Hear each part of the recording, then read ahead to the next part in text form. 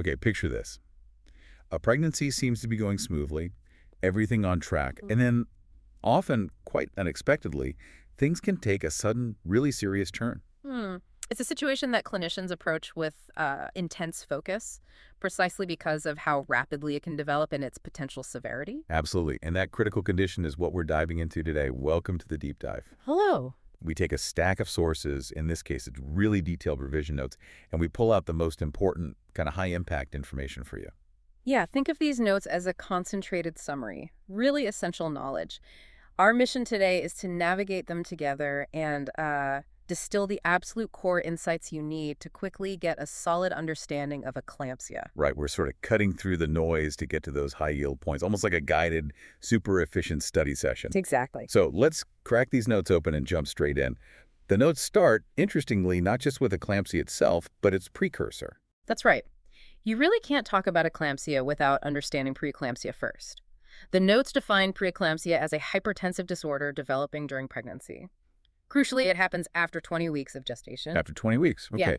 And what are the hallmark signs the notes highlight for preeclampsia? Well, the two main ones are high blood pressure, specifically noted as readings over 1490 millimilli Hg, Okay. and signs of damage to other organ systems. The most common sign the notes point to is proteinuria. That means excess protein in the urine. Oh, right, proteinuria. Yeah, and they give a threshold for this, over 300 milligrams in a 24-hour urine collection. That's the specific value mentioned. Okay, so preeclampsia equals high BP over 1490 after 20 weeks, plus evidence of organ damage, usually that protein in the urine. That makes sense as the foundation. So then, what is eclampsia? How do the notes define that? So eclampsia is when preeclampsia escalates. The defining feature, according to these notes, is the occurrence of seizures or even coma in a woman who already meets the criteria for preeclampsia. That seizure component is the critical step that distinguishes it. Got it. So it's preeclampsia plus seizures. That's a really clear distinction the notes make. Right. But why does this happen? The notes mention the cause is, well, a bit uncertain. They do. The precise underlying trigger isn't fully understood, but the notes strongly link it to abnormal development and function of the placenta, usually early in the pregnancy. The placenta, Yeah. the organ supporting the baby. So something going wrong there is thought to be the root problem that then impacts the mother. That's the leading theory the notes emphasize, yes. If the placenta doesn't develop correctly or maybe implanted improperly, it can lead to disruptions in blood flow and the release of certain substances that affect the mother's vascular system. Huh. Fascinating that the problem originates there. Okay, given that suspected link to the placenta, who is most vulnerable? Who is at higher risk, according to these notes? This seems like crucial knowledge for identifying potential issues early. Absolutely. Recognizing risk factors is key. The notes highlight several important ones. Being in your first pregnancy is listed as increasing the risk. First-timers, okay. That's a key group to be aware of, though. Yes. And a history of preeclampsia in a previous pregnancy, that's a very strong predictor. Right, if you've had it before. Exactly. If someone has had it before, the notes indicate a significantly higher chance of it happening again. Okay, first pregnancy and a history of preeclampsia are major flags. What else do the notes list? Existing chronic health conditions like hypertension or kidney disease increase the risk. Makes sense. Obesity is also noted. And carrying multiple babies like twins or triplets. Multiple gestations. So underlying health issues, a personal history, and the specifics of the current pregnancy first one, multiples can all contribute to someone being more susceptible. That's a really valuable set of points from the notes for identifying high-risk individuals. It allows healthcare providers to be more vigilant, doesn't it, with monitoring for these specific groups. Let's dig a little deeper into how this happens. The notes touch on the pathophysiology. You know, how that abnormal placenta leads to the widespread problems in the mother's body. They simplify it quite well, actually, stating that substances released from this abnormal placenta circulate in the mother's bloodstream and essentially disrupt blood vessel function everywhere. So, like bad signals from the placenta messing with the body's plumbing, kind of. A bit like that, yeah. These substances cause the blood vessels to become leaky and constricted. The notes mention the underlying processes include endothelial dysfunction. Which is damage to the lining of the blood vessels. Exactly, damage or improper function of that inner lining, as well as inflammation and oxidative stress. Those are the mechanisms cited. Okay, so the placenta sends signals that essentially damage the blood vessel walls, leading to tightening, inflammation throughout the body, which then manifests as the high blood pressure and organ damage. That helps clarify the chain of events the notes describe. Yeah, it provides the biological basis for the symptoms we actually see. Now, while we've said seizures define eclampsia, it's important, as the notes point out, that seizures in pregnancy aren't always eclampsia. Right, good point. So when someone has a seizure while pregnant, doctors have to consider other possibilities. The notes give a list of other things it could be a differential diagnosis. Exactly. They need to rule out these other causes. The notes list conditions like pre-existing epilepsy or other known seizure disorders the woman might have had before pregnancy. That makes sense. If she had a seizure disorder before, it might just be her underlying condition acting up. Precisely. Other possibilities from the notes include seizures caused by bleeding in the brain, cerebral hemorrhage, or infections affecting the brain. Also very serious conditions, but distinct from eclampsia's cause. Yes. Also listed are hypoglycemia, so very low blood sugar, certain types of severe migraine, particularly those with aura, which can sometimes mimic neurological events, Oh, interesting. and seizures triggered by certain drugs, drug-induced seizures. That's a crucial reminder from the notes. A seizure in pregnancy requires a thorough workup. It's not automatically eclampsia. It's about going through that checklist of possibilities. It really underscores the complexity of diagnosis sometimes. How common is eclampsia? Is this something seen frequently in maternity wards? The notes give specific figures, and they state it's rare in developed countries. Okay, that's good context. Less common than pre-eclampsia, which itself isn't universal. Yes.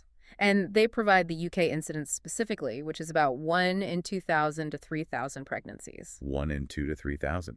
So it's not something the average person encounters or even, the average clinician sees every day, but it's frequent enough that every maternity team needs to be fully prepared for it. Absolutely. It's rare, but incredibly impactful when it occurs. Precisely. Low incidence, high stakes. So putting it all together, what does eclampsia look like in a patient? Beyond the seizure, what are the key clinical features the notes say to watch for? Well, the primary feature, as we've established, is the seizure itself. The notes describe the typical type as generalized tonic-clonic seizures, what people often think of as grand mal seizure. Okay, the classic shaking seizure. Right. However, they add the important detail that other seizure types can occur, so it's not always that classic presentation. Good to know. And the underlying preeclampsia signs are almost always present, right? By definition. By definition, yes. The notes reiterate those key preeclampsia signs. Elevated blood pressure, again specified as above other 40-90 mmHg sustained after 20 wints. Right? And that proteinuria we mentioned. Protein in the urine, yeah. Exactly. Excess protein, often over that 300 milligrams and 24 hours threshold. The seizure occurs in the context of these findings. Are there other symptoms or like warning signs someone might notice before a seizure happens? The notes list several common associated symptoms. Severe persistent headaches are frequently seen. Not just a typical pregnancy ache, but really intense. Right. Also, visual disturbances are highlighted, things like blurred vision, seeing flashing lights or spots, floaters, or even temporary loss of vision.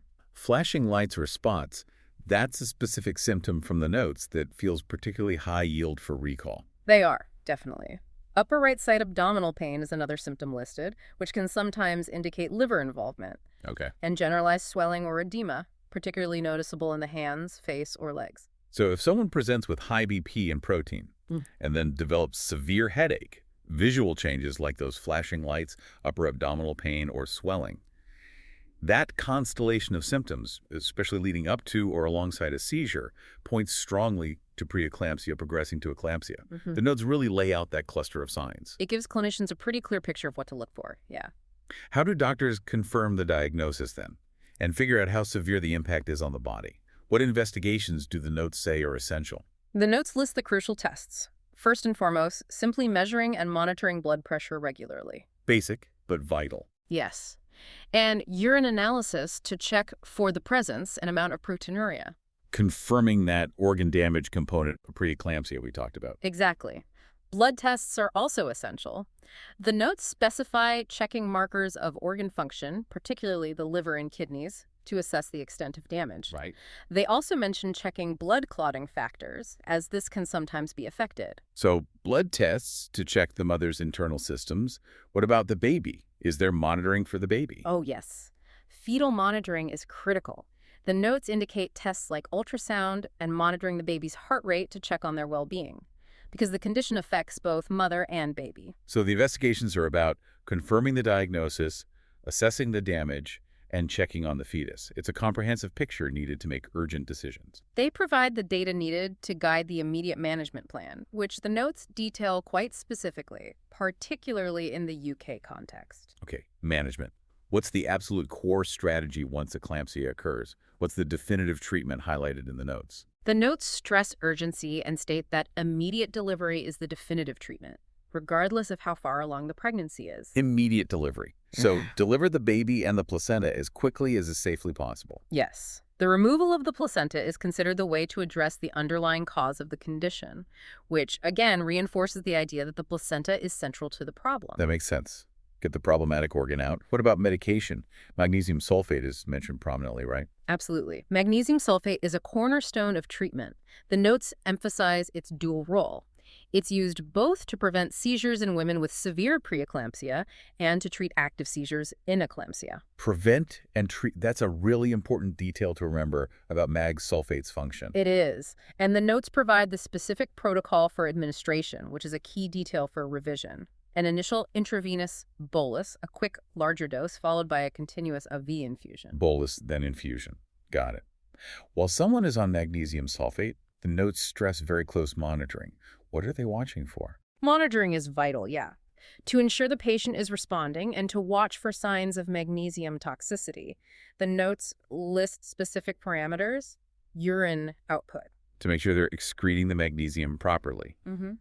and not getting fluid overloaded. Correct. Also, checking deep tendon reflexes, diminished or absent reflexes, are a sign of potential toxicity.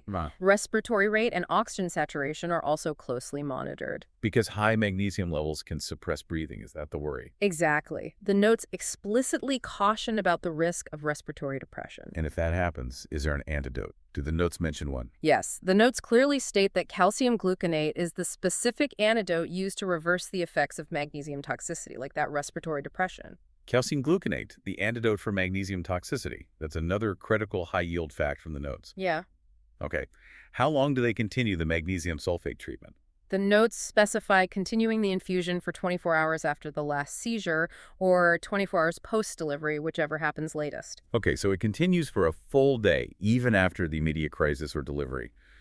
What else is part of the management plan? Anything else key? Well, controlling the mother's blood pressure with appropriate medications is essential. And general supportive care, including careful management of fluids and electrolytes. Careful fluid management. The notes have a specific caution there, don't they? I remember reading that. They do. There's a strong emphasis on fluid restriction to avoid complications from fluid overload, given how the condition affects blood vessels and fluid balance. Right. The body isn't handling fluids normally because of the blood vessel damage. So the management is really multi-pronged. Urgent delivery, the specific mag sulfate protocol with careful monitoring and knowing the antidote, controlling BP and strict fluid management. It's clearly focused on stabilizing the mother and getting the baby out safely. It's a critical cascade of interventions, really, and the effectiveness of those prompt actions directly impacts the outcome. Speaking of outcome, what's the prognosis like, according to the notes, if it's managed well? The notes state that with prompt and appropriate intervention, the prognosis is generally favorable, which highlights why early recognition and rapid treatment are so crucial. They significantly improve the chances of a good outcome for both mother and baby. So quick action makes a big difference. What are the risks if eclampsia isn't treated quickly, or if it's severe? Untreated eclampsia carries significant risks, yeah. The notes list serious potential complications for both mother and baby. For the mother, this includes severe organ damage, potentially affecting the liver, kidneys, brain, and the cardiovascular system. There's also the risk of stroke. Very serious. And for the baby, what are the risks there? Risks include placental abruption. That's where the placenta separates from the uterus too early, which is very dangerous for the baby because it compromises oxygen supply. Right. Preterm birth is highly likely, often a direct consequence of needing immediate delivery to manage the eclampsia. And fetal growth restriction can be a complication, especially if the underlying preeclampsia has affected placental function over time. And sadly, the notes mention maternal mortality is still a risk, although significantly reduced with modern management. Yes, it's a reminder of the potential severity, even if it's rare now in developed settings. So while prompt intervention is usually successful, that list of potential complications really underscores why eclampsia is such a feared condition. It impacts almost every system and the pregnancy itself. Wow. Okay, that was a thorough deep dive into eclampsia, working directly from those detailed revision notes. We've covered everything from what it is, why it happens, who's at risk, how it affects the body, what it looks like, how doctors check for it, the urgent management plan, and the potential outcomes. Yeah, we've really aimed to pull out those absolute high-yield points that the notes are designed to convey, giving you a really focused overview for revision or just, a solid understanding. Hopefully this breakdown helps clarify the condition and serves as a really efficient way to absorb this critical information. If you're using resources like these notes for medical revision, maybe for the MSRA, and found this helpful, you might find more materials like this over at pastthemsra.com. And also at freemsra.com, both good resources. Navigating complex medical topics like this can be challenging, but understanding the key details, like the ones we pulled from these notes today, is incredibly important. Indeed. And, thinking about that initial point we discussed about the uncertain cause being linked to placental development, it does raise a fascinating question, doesn't it? What do you mean? Where are you going with that? Well, if the problem really starts at the placenta very early on, perhaps even before any symptoms appear, what does that suggest about the future? Could advancements in identifying these placental issues much, much earlier in pregnancy fundamentally change how we manage this risk? Ah, I see. Could we potentially intervene earlier to prevent it from ever reaching the stage of pre-eclampsia or eclampsia in the first place? That's a powerful thought. Shifting from treating a crisis, which is what we've mostly discussed, to actually preventing it at the source entirely. Research into early markers or maybe supporting placental health somehow. That could be truly groundbreaking. It highlights the ongoing evolution of our understanding of these conditions, I think. Always more to learn. Absolutely. Something to keep in mind as the science progresses. Definitely. Thanks for joining us on this deep dive.